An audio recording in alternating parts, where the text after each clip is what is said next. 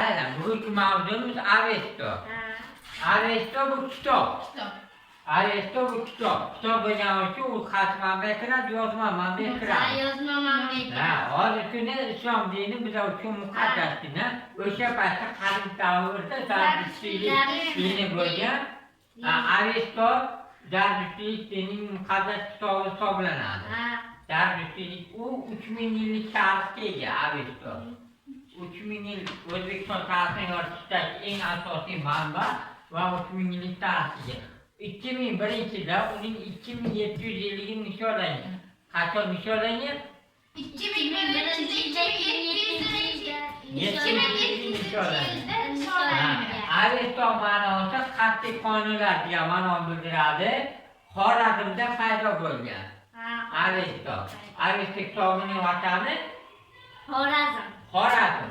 Ma'nosi qat'iy qonunlar. Avesto uchta narsa muhim hisoblanadi. Ezgu amal. Nima? Ezgu amal.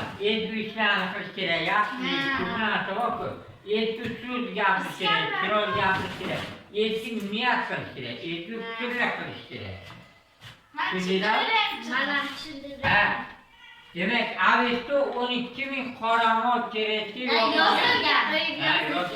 O'sbatda katta kitob bo'lgan, lekin o'sha Iskandar Zulqarnayn o'sha davrga bostirib kirib, uni ko'p qismini yoqib yuborgan.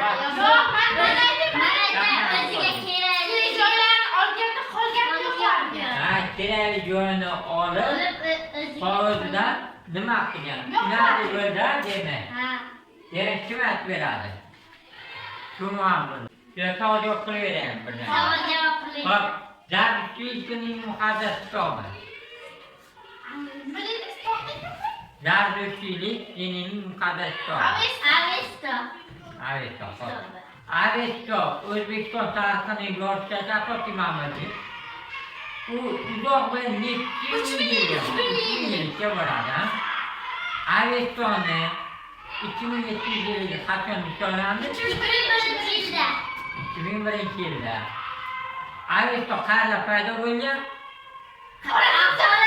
Xorazmda. Avestoning ma'nosi qat'iy qonun. Mana shu yaxshi. Demak, Avesto uchta muhim narsa bor. Ezgulik, amal, so'z. So'z, ezgu so'z. Yaxshi. Demak, Avestoni yo'qolib ketishga asosiy Iskandar Zulqarnayn. Yaxshi. Demak, mavzu tushunarli bo'libdi. Avestoni hozirgi kunda necha qismi mavjud? 12,000. 12,000 qoramol ketgan. Yozilgan. Hozir saqlanib qolgani